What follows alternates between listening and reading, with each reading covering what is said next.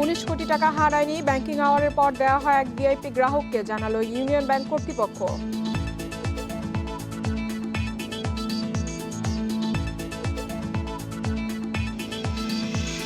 চলতি মাসে লভ্যাংশ দেওয়ার পর ৮১ ভাগ মিউচুয়াল ফান্ডের দর পতন, বাজার সংশোধন বলছেন খাত সংশ্লিষ্টরা।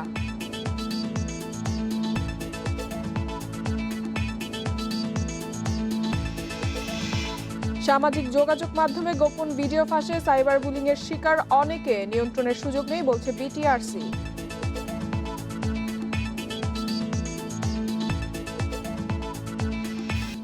সবাইকে আমন্ত্রণ অর্থনীতি সারাদিনে, আপনাদের সাথে আছে আমি ইফাতারা। এতক্ষণ শুনছিলেন শিরোনাম, এবারে জানাবো বিস্তারিত।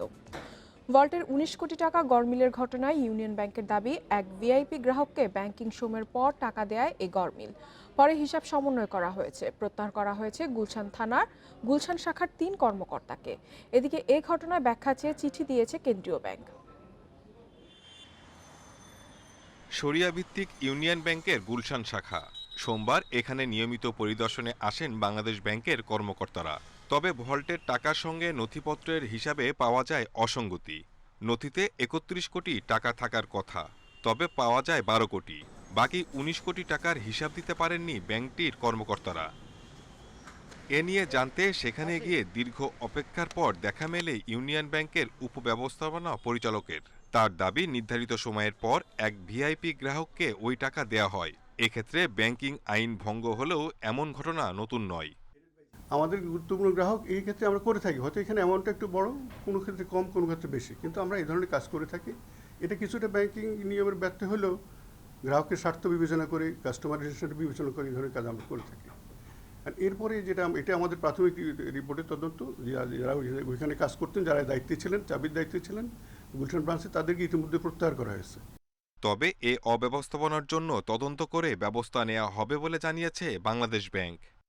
ওদের ভল্টে তার যে স্থিতি থাকার কথা ছিল তার থেকে কিছু গড়মিল পরিলক্ষিত হয়েছে। যথাযথ সত্যি যদি তাদের ওখানে শর্টফল থাকে, কি কারণে শর্টফল ছিল, এগুলো সব যাচাই বাছাই করে নিয়ে প্রয়োজনীয় ব্যবস্থা গ্রহণ করবে। এদিকে ব্যাংক খাতে এমন অনিয়মের ঘটনায় শঙ্কায় গ্রাহকেরা। এটা তো অস্বাভাবিক একটা ঘটনা, এটা অবশ্যই মানুষের উপর একটা অন্যভাবে একটা চিন্তা ভাবনা আসবে গ্রাহকের ভিতরে। টাকা গড়মিলের ১ সপ্তাহের মধ্যে প্রতিবেদন দেওয়ার কথা রয়েছে ব্যাংকটির গঠন করা তদন্ত কমিটির। Shahid Ahmed, independent News, Dhaka. বেশ কিছুদিন ভালো অবস্থানে থাকার পর হঠাৎ করেই দর কবলের পতনে শেয়ার বাজারের মিউচুয়াল ফান্ডগুলো। চলতি মাসের মাঝামাঝি সময়ে এ খাতের ৮১ ভাগ প্রতিষ্ঠানের শেয়ারের দাম কমে যায়। তবে এ অবস্থাকে সাময়িক বলছে নিয়ন্ত্রক সংস্থা বিএসইসি। এ খাতে নেওয়া বিভিন্ন পদক্ষেপের কারণে আগামীতে বিনিয়োগকারীদের আগ্রহ বাড়বে বলে মনে করছে সংস্থাটি। শেয়ার বাজারে মিউচুয়াল ফান্ডের সংখ্যা ৩৬। এর মধ্যে জুনে অর্থবছর শেষ করে লভ্যাংশ ঘোষণা করে ২৯টি। লভ্যাংশ বিতরণ করা হয় হাতে থাকা নগদ টাকার ভিত্তিতে। কিন্তু লভ্যাংশ দেওয়ার পর আগস্টের শেষ ও সেপ্টেম্বরের মাঝামাঝি সময়ে এসে বড় পতনের মধ্যে পড়ে সব মিউচুয়াল ফান্ড। বাজারের তথ্য অনুযায়ী এশিয়ান টাইগার সন্ধানী লাইফ গ্রোথ ফান্ডের ইউনিট প্রতি ১.৫ টাকা লভ্যাংশ নেওয়ার রেকর্ড ডেট ছিল ৭ সেপ্টেম্বর। সেদিন ইউনিট প্রতি দর ছিল ১৩ টাকা ১০ পয়সা, কিন্তু রেকর্ড ডেট শেষে দাম দাঁড়িয়েছে ১১ টাকা ১০ পয়সায়। এতে ১.৫ টাকা লভ্যাংশ নিয়ে ২ টাকা হারিয়েছেন বিনিয়োগকারীরা। একই অবস্থা ফার্স্ট জনতা, ইবিএল ফার্স্ট সহ অন্যান্য মিউচুয়াল ফান্ডের। বিশ্লেষকরা বলছেন, কিছু ফান্ডের লভ্যাংশ বিনিয়োগকারীদের আশানুরূপ হয়নি, তাই ঘোষণার পরই এ খাতে সংশোধন হয়েছে বলে মনে করছেন তারা। কিছু মিউচুয়াল ফান্ড সেরকম ডিক্লারেশন অতটা ভালো আসেনি বা বিনিয়োগকারীদের যে এক্সপেকটেশন ছিল সেটাকে ফুলফিল করতে পারেনি, যে কারণে একটা ওভারঅল কারেকশন আমরা এই সেক্টরের ডিক্লারেশনের পর গত মাসের শেষের দিকে দেখতে পেয়েছি। সেই সাথে বেশ কিছু মিউচুয়াল ফান্ডের ডিরেক্টর শেয়ার সেল ছিল, তার কারণে একটা সেল প্রেশার ছিল। এদিকে নিয়ন্ত্রক সংস্থা বিএসইসি বলছে, অন্যান্য বছরের তুলনায় এবার ভালো লভ্যাংশ দিয়েছে মিউচুয়াল ফান্ড। পাশাপাশি এ খাতের উন্নয়নে বিভিন্ন উদ্যোগ নেওয়া হয়েছে। মার্কেট প্রাইস বেসড এনএভি এবং যে রিপারচেস প্রাইস, তার মধ্যে অনলি 1% আমরা স্প্রেডের বিধান রেখেছি। অনেকের ক্ষেত্রে এটা 0 করে দেওয়া হয়েছে। এর মানে হলো যে মিউচুয়াল ফান্ডের বিনিয়োগকারীরা এনএভিতেই, মার্কেট প্রাইস ভিত্তিক যে এনএভি আছে সেই এনএভিতেই তারা সারেন্ডার করতে পারবে এবং তাদের বিনিয়োগ রিডিম করতে পারবে। বর্তমানে শেয়ার বাজারে তালিকাভুক্ত মিউচুয়াল ফান্ডের বাজার মূলধন ২,০০০ কোটি টাকা। ফান্ডগুলো মুনাফার ৫০ থেকে ৭০% নগদ বা বোনাস শেয়ার লভ্যাংশ দিতে পারবে। কপ্তিয়া মুমতাহানা, ইন্ডিপেন্ডেন্ট নিউজ, ঢাকা। সম্প্রতি সামাজিক যোগাযোগ মাধ্যমে গোপন ভিডিও ফাঁস হয়ে সাইবার বুলিংয়ের শিকার হচ্ছেন অনেকে। এতে ভুক্তভোগীর সামাজিক মর্যাদা ক্ষুণ্ণ হচ্ছে।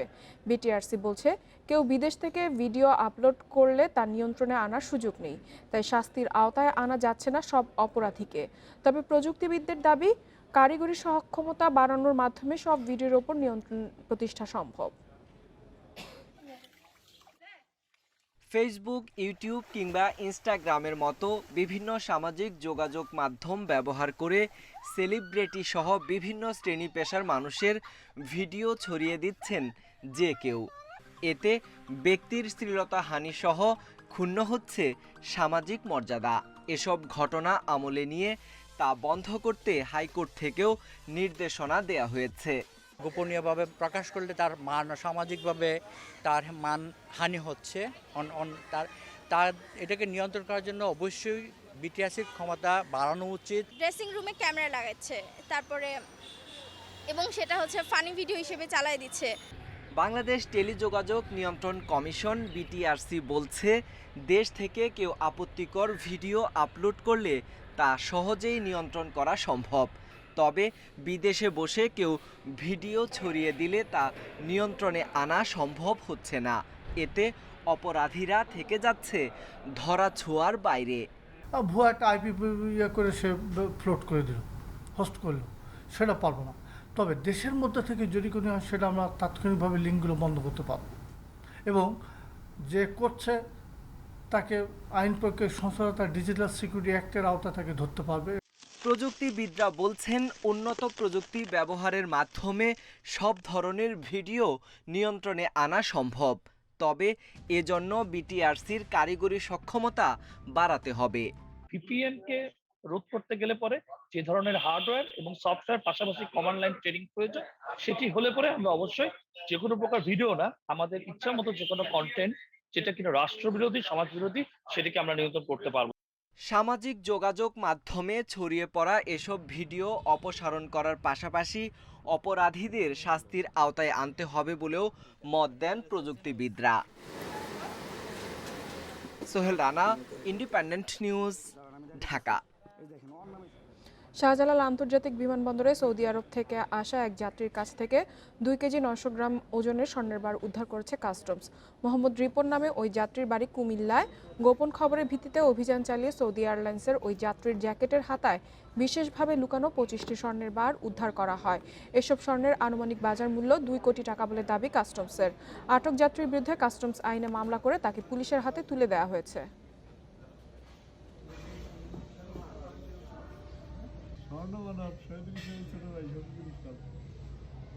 দেশের পোল্ট্রি শিল্প রক্ষায় সয়াবিন মিল রপ্তানি বন্ধ চায় ফিড ইন্ডাস্ট্রিজ অ্যাসোসিয়েশন বাংলাদেশ। দাবির পক্ষে যুক্তি তুলে ধরে বুধবার রাজধানীর একটি হোটেলে এক সংবাদ সম্মেলন করে সংগঠনটি।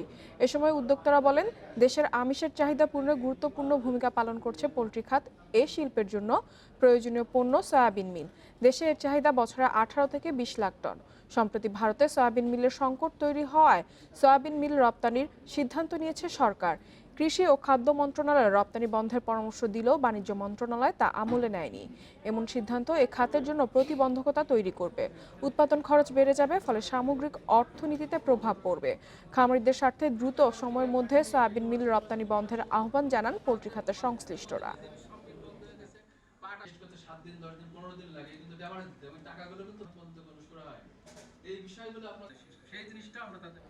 পণ্যজটে বিপর্যয়ের মুখে পড়েছে দেশের বৃহত্তর বেনাপোল স্থল বন্দর।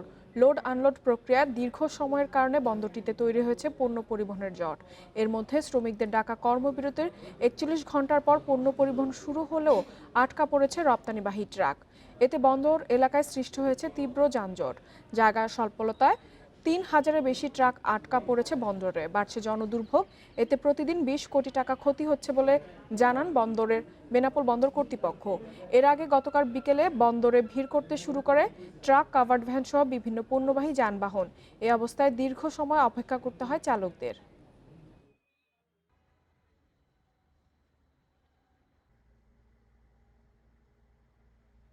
স্বাভাবিক, কিন্তু যানজট প্রচুর।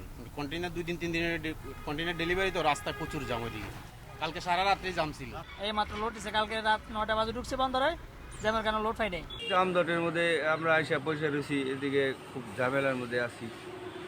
এখন মোটামুটি ছাড়ছে, এখন গাড়ি যদি আনলোড করতে পারি তাহলে আমরা তাড়াতাড়ি চলে যেতে পারবো আর কি। দীর্ঘদিন পর দেখা মিলেছে রূপালী ইলিশের। সাগর নদীতে ধরা পড়ছে ঝাঁকে ঝাঁকে মাছ।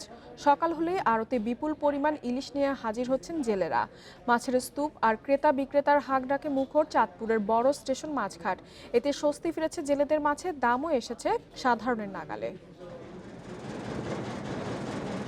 এক সপ্তাহ আগেও নদী সাগরে জাল ফেলে খালি হাতে ফিরতে হতো জেলেদের।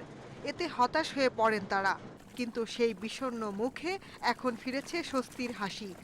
পদ্মা, মেঘনা ও সাগরে জাল ফেললেই ধরা পড়ছে ঝাঁকে ঝাঁকে রূপালী ইলিশ। চাঁদপুরের বড় স্টেশন মাছঘাট মুখর, ক্রেতা বিক্রেতার হাঁক ডাকে।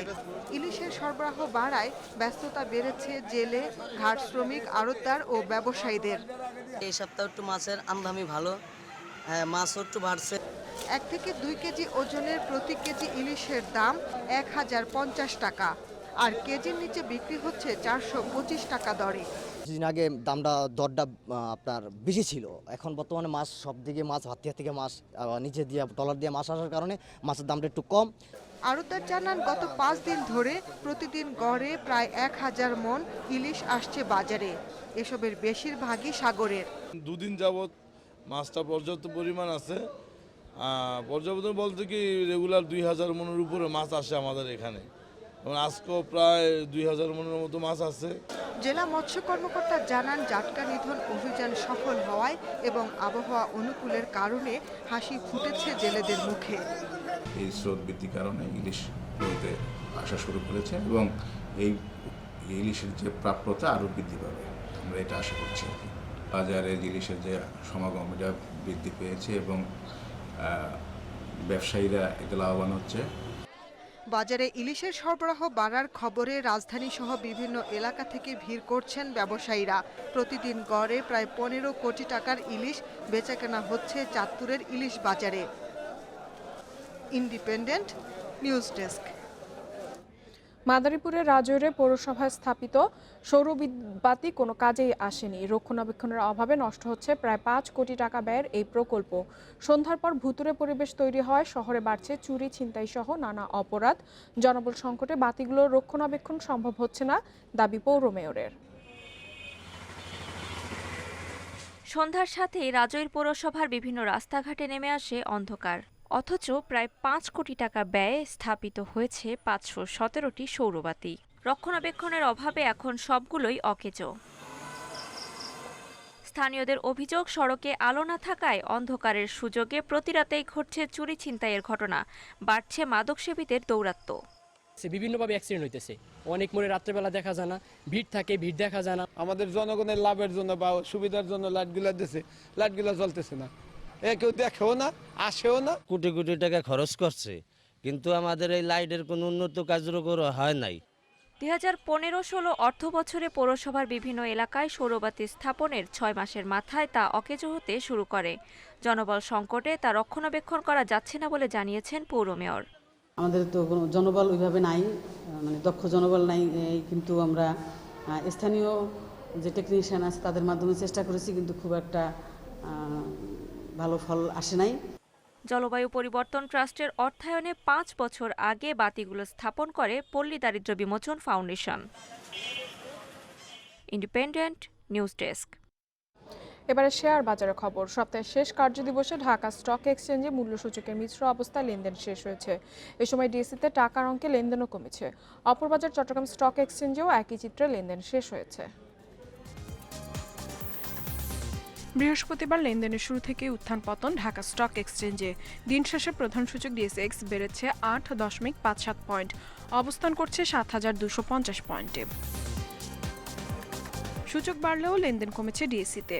মোট লেনদেন হয়েছে 1852 কোটি 42 লাখ টাকার শেয়ার, যা আগের দিনের চেয়ে 298 কোটি 25 লাখ টাকা কম।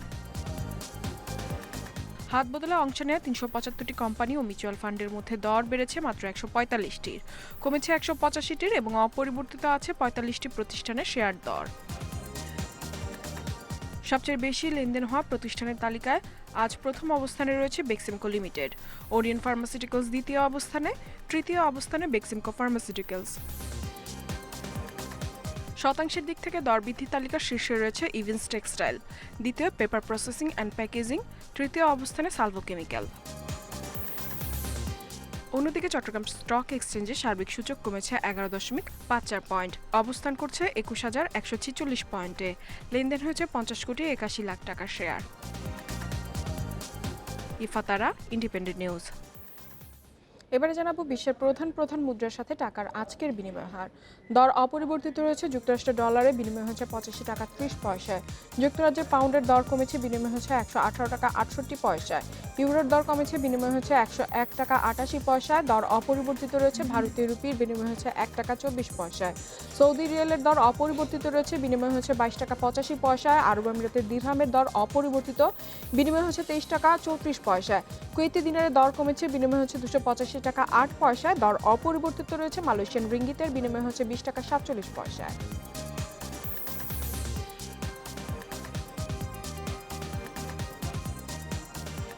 অর্থনীতি স্বাধীন শেষ করার আগে শিরোনামগুলো জানিয়ে দিচ্ছি আরও একবার।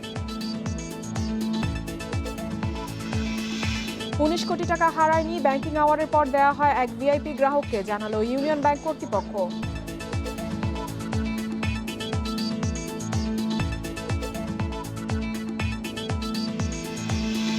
চলতি মাসে লভ্যাংশ দেওয়ার পর 81% মিউচুয়াল ফান্ডের দর পতন, বাজার সংশোধন বলছেন খাত সংশ্লিষ্টরা।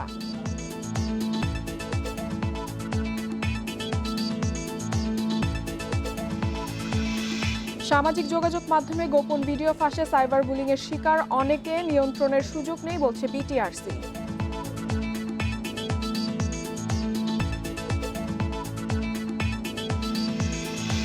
আর এই ছিল আজকের অর্থনীতি সারাদিনের আয়োজনে। ইন্ডিপেন্ডেন্ট টেলিভিশনের সব খবর আরও জানতে চোখ রাখুন ফেসবুক, ইউটিউব এবং টুইটারে। আমন্ত্রণ আমাদের পরের আয়োজনে।